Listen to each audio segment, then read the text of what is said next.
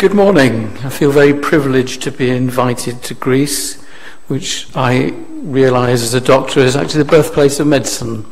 And I have heard Hippocrates quoted as being one of the early supporters of self-care, because he said that in the practice of the art of medicine there are three things: there's the illness, the doctor and the patient. And whilst the doctor is the servant of the art, the patient has to do their part in cooperating in fighting the disease. So it sounds good, except that he also said that in the performance of his duties, a doctor should keep as much as possible from the patient.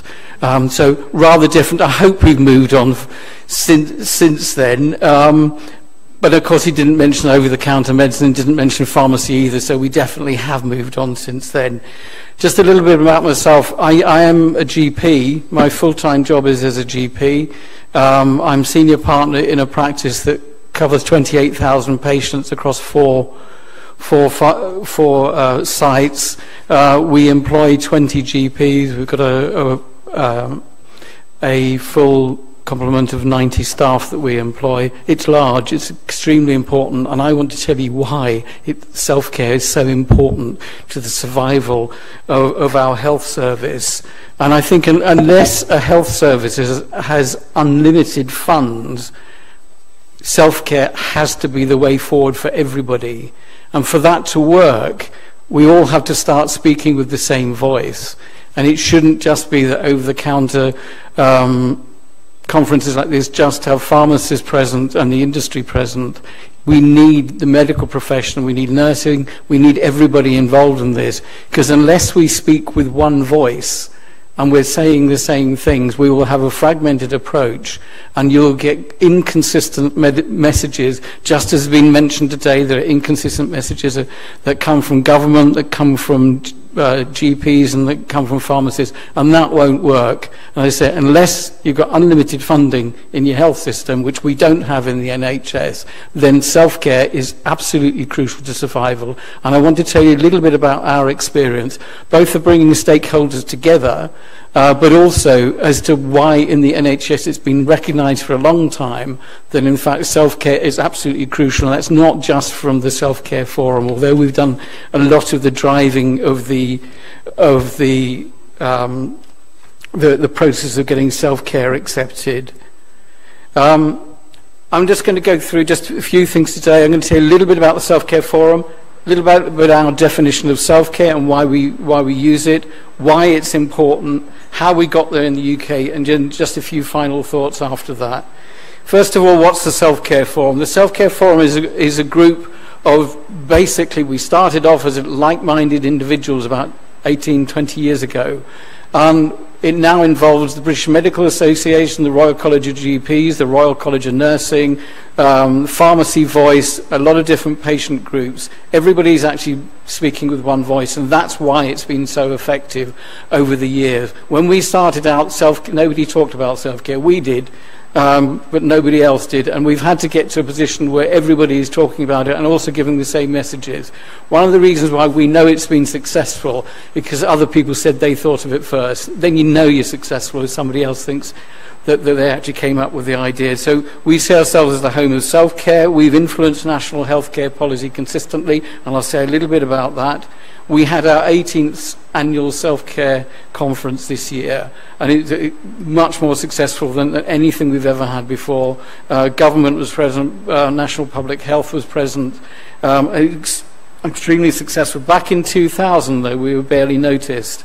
And I have to say, it is the over-the-counter industry which drove self-care from the start.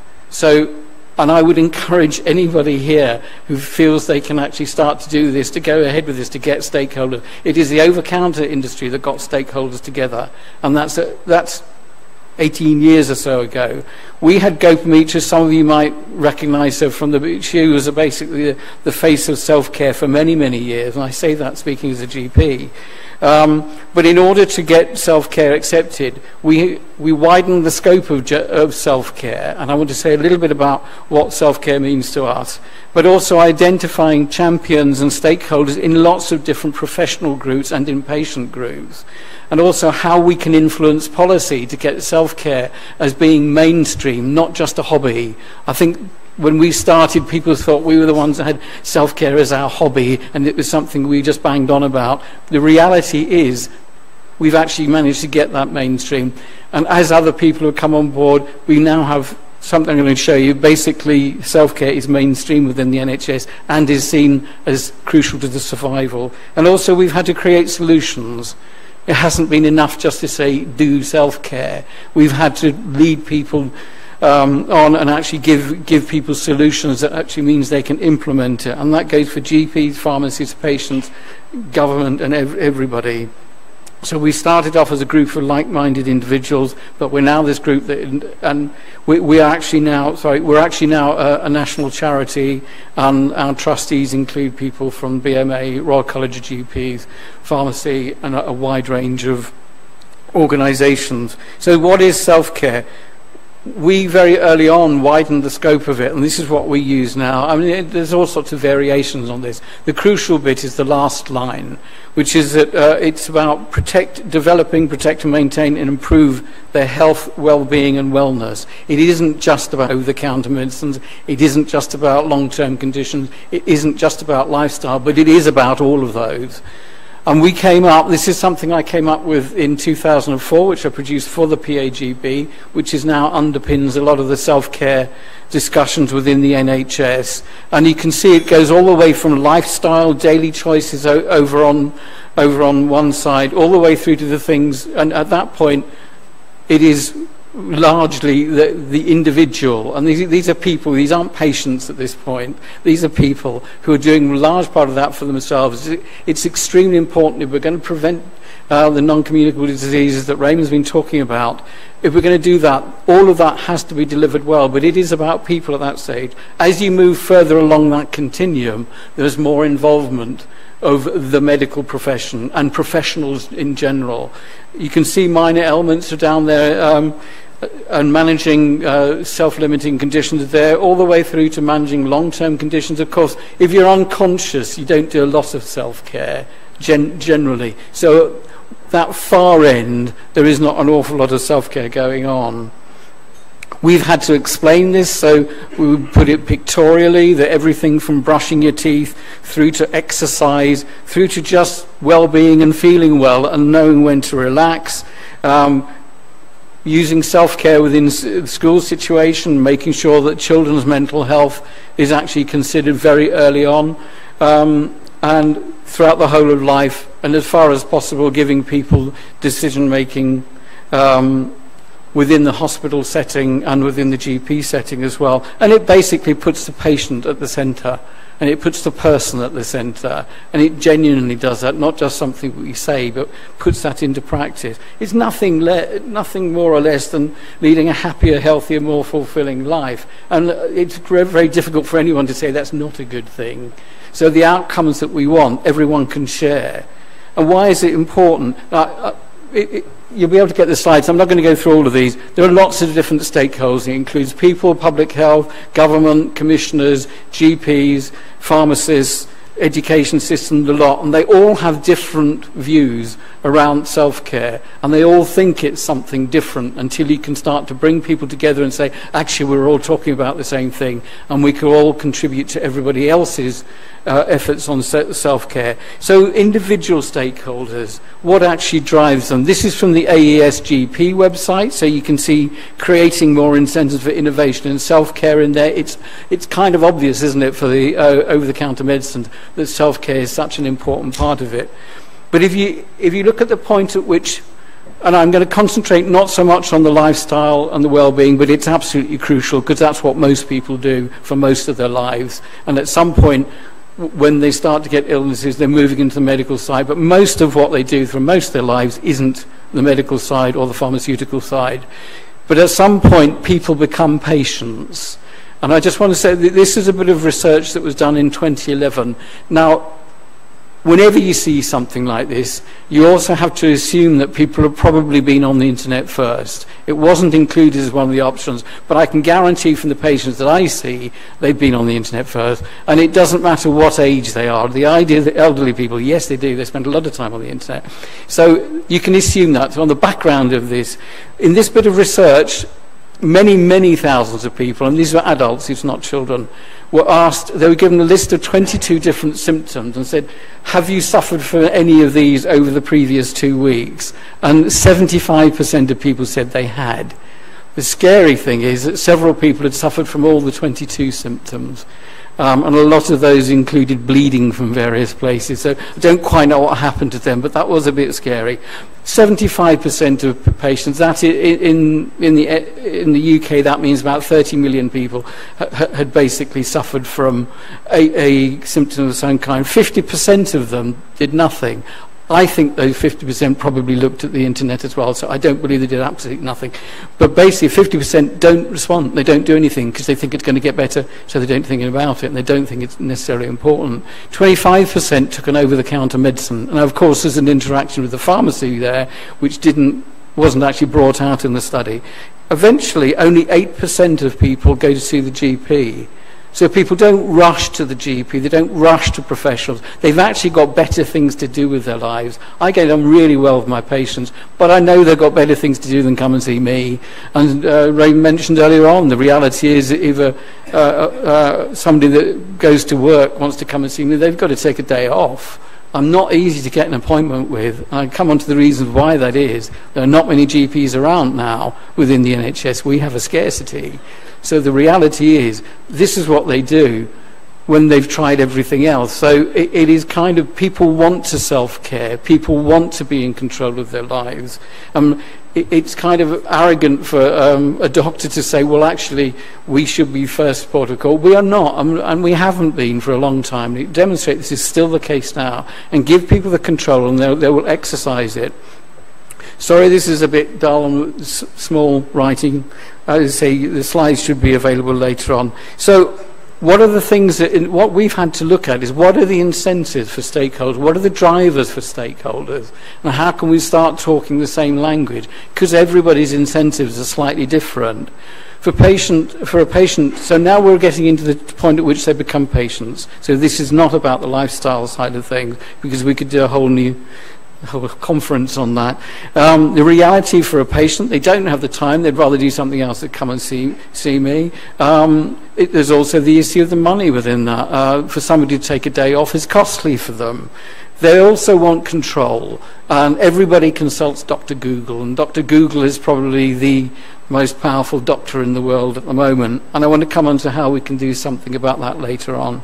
There are things they come to me for. They want reassurance, they want continuity, but they want the reassurance after they've tried something. So people want control. This is the way the world is. And if we can encourage that and give positive messages, then it will start to happen. But that's probably one of the biggest barriers.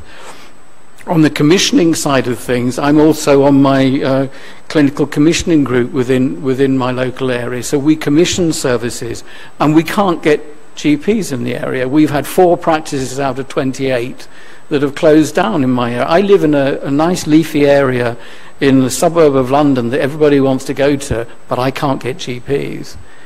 4 of the practices out of the 28 have closed down. They've all come to our practices because we're the biggest ones, and we have difficulty. The first time we have a vacancy we've not been able to fill for a GP, and we're one of the most popular practices. Things are difficult, and I know that this is reflected in a lot of European countries, that it is difficult to get the GPs. Therefore, if you're commissioning a service, you can't assume you're going to get a GP. So we have to make sure the pharmacists are actually geared up and trained to manage a lot more of what Roman's been talking about long-term conditions, delivering flu vaccinations, a whole public health side, which we need this. We need self-care for it to work. And again, I'm going to refer to a study that was done back in 2002, which has been resurrected recently, which demonstrates that without self-care, actually the NHS isn't going to survive. On the public health side, the reality is that encouraging self-care rather than antibiotics is much more effective than giving an antibiotic.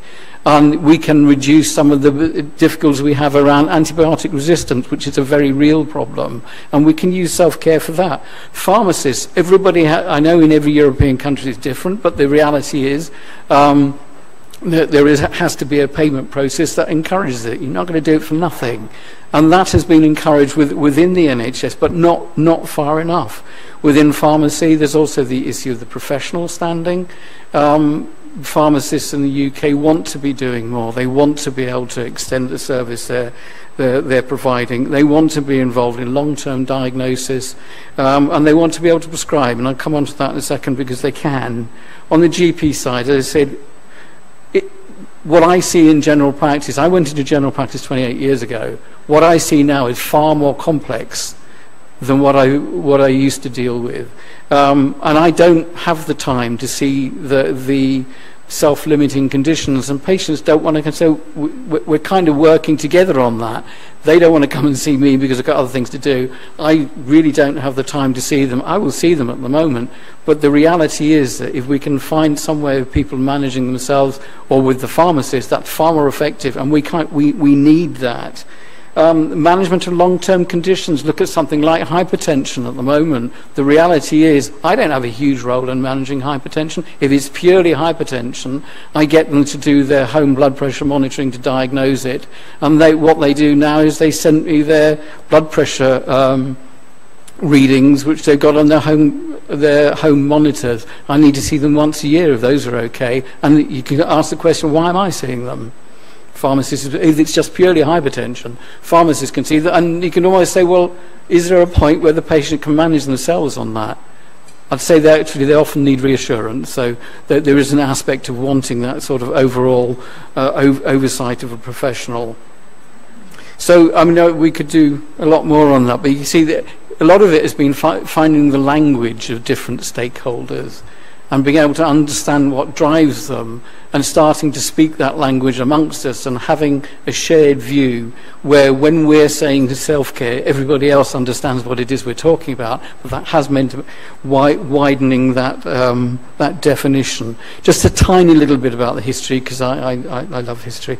In 2000, that was the first time we had a proper blueprint for the NHS. It was called the NHS Plan, and I'm so old, I was one of the signatories of this. And it was the first time the word self-care had ever appeared within a government document, and that's because a lot of us that were interested in self-care were involved in it. In 2002, and I'm going to say a little bit more about this later on, we had a thing called the Oneness Report, which is worth everybody reading, because it was basically asking whether the NHS was sustainable until 2022, given all the different pressures. And I will say a little bit more about that, but he quoted within there, even at this point, that for every £100 spent on encouraging self-care, around £150 worth of benefits can be delivered in return. And that was within the NHS as it existed. 2004, with the PAGB, we came up with the self-care continuum. That was presented at the ASGP conference in Madrid. And that was kind of, for us, it was starting the broader idea of self-care. In 2005, there was a Department of Health self-care strategy, but nothing really happened. I have to say, some of the actual figures they used weren't entirely correct, it didn't really go very far. I'm jumping forward to 2014. There's lots of lovely things happened, which are terribly interesting to me, and may not be so interesting to you. But basically, 2 years ago, we had another big blueprint for the NHS, which was called the 5-year forward view, and it referred back to the Oneness Report, and I'm going to say a little bit about that and the importance of that. And we now have an NHS England self-care programme board which runs a self-care programme. I sit on this at the moment. We're just coming up with the NHS strategy for self-care. It will be published relatively soon, but we've gone to the stage where it's now mainstream, and you'll see from what I'm going to say here that it's now deemed to be crucial to the survival of our healthcare system.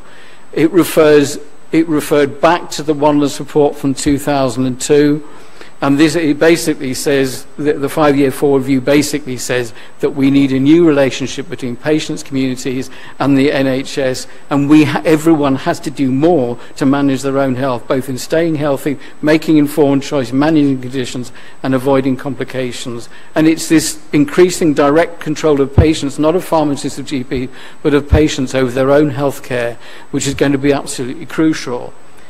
5-year forward view referred to the 2002 report and said that basically, at this point, 12 years ago,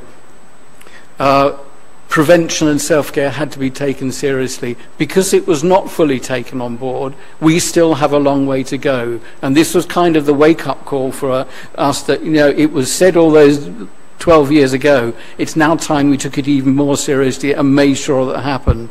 In the Oneness report, he had different scenarios, and he said if people didn't take self-care on, what was going to happen? If they did take it on, but not terribly well, what was going to happen? But if they were all fully engaged, what was going to happen there? And it was very clear that unless there was full engagement of the whole of the population in their own health care, then the NHS was not sustainable. That was said back in 2002. It was a government report. It was very, very open, and it was shared with everybody. I actually shared the stage with him at one of our Self-Care Forum conferences, and he was very clear, without self-care, we're going nowhere. It was quoted, however, 2 years ago that, in fact, we haven't reached the smoking figures that we wanted. People drink too much, not enough take exercise, and most people are overweight.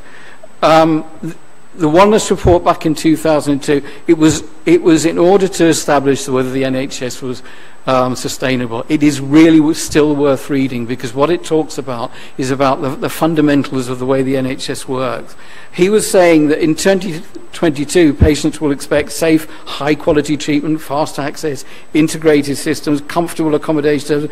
I think people expect that now. I don't think we need to wait till 2022. Partly, perhaps, because government has often actually increased patient expectations. The reality is that expectation is now. As I said, he had his 3 scenarios, and it was only in the 3rd fully engaged one that things were going to work. We've made solid progress in the NHS, and it's only now that people are now fully coming up to the realization that without self-care we're going nowhere, and that figure was quoted.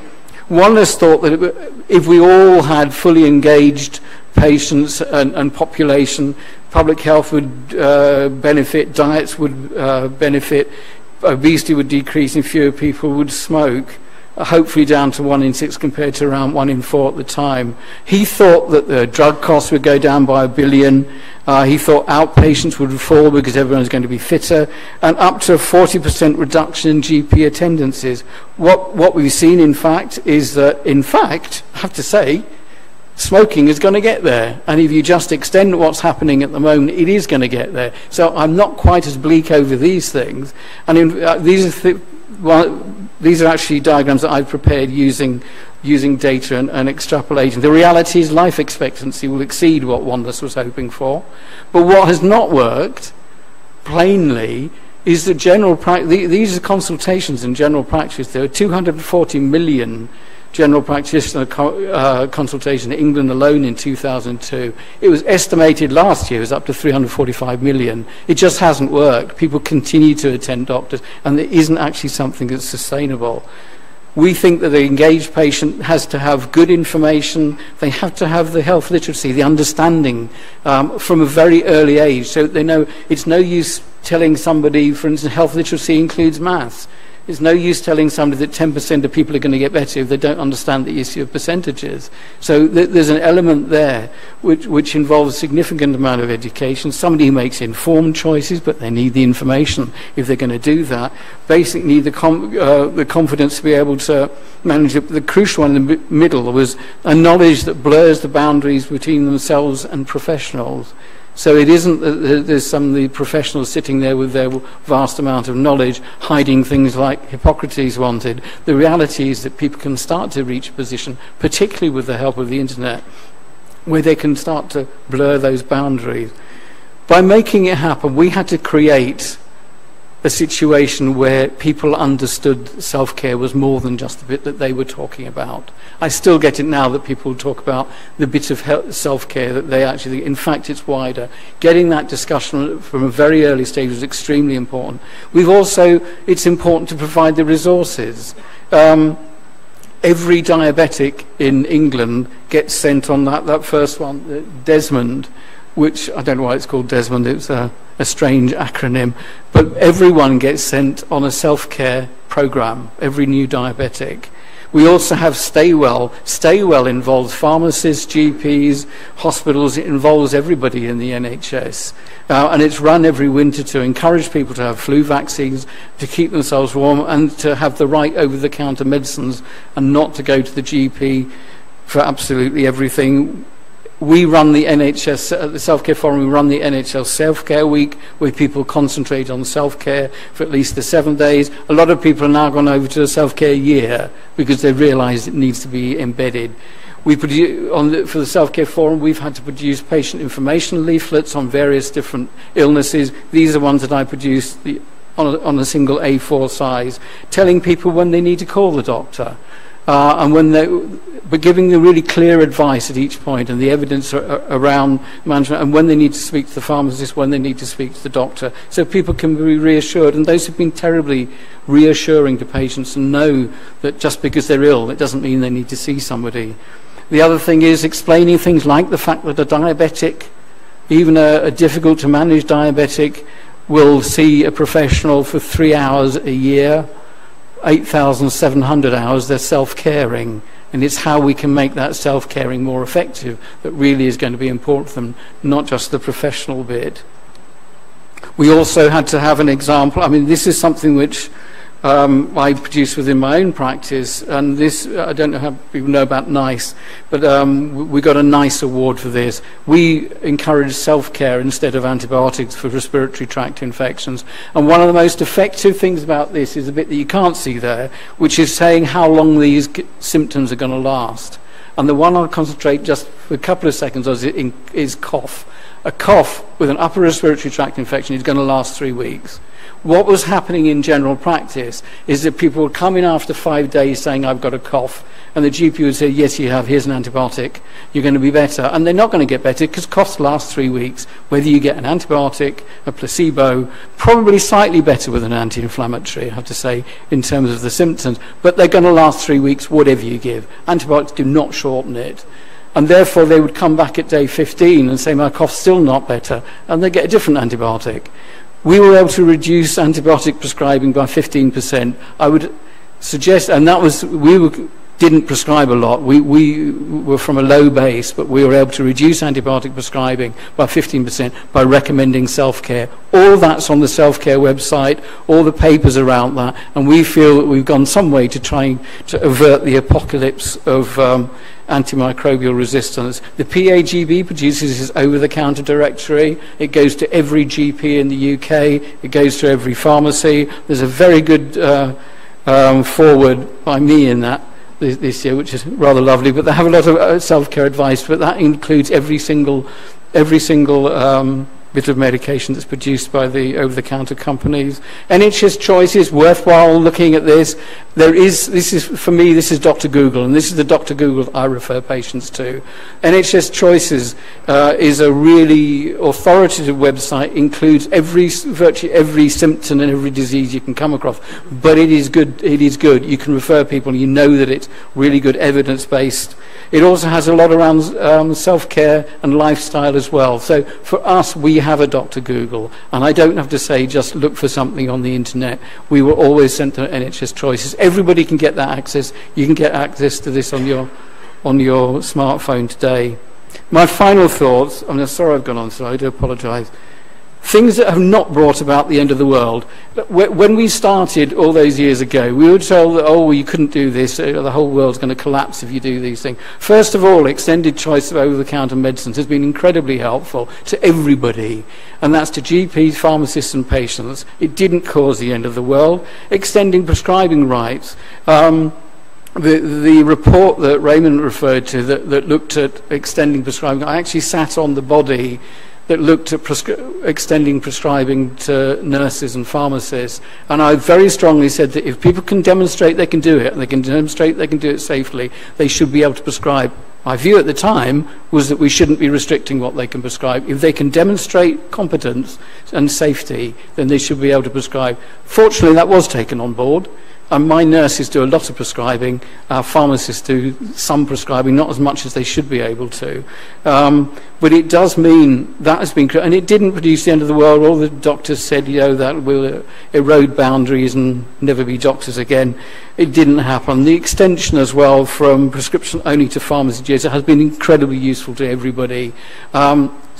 We have found some pharmacists that are not quite comfortable with it because they're having to take clinical decisions when they're talking to patients, but that has been around education. We have, as of 1st of April this year, every patient gets all access to all their GP medical records. That didn't produce the end of the world. In fact, when the day came, we thought we'd have patients ringing out, and people don't have time to do it, and when they do, there's nothing in there that is terribly exciting to them. We've had perhaps one person where it's triggered a very good consultation. Extensive information, as much information as possible, has done a world of good. And people say, well, people look at the internet.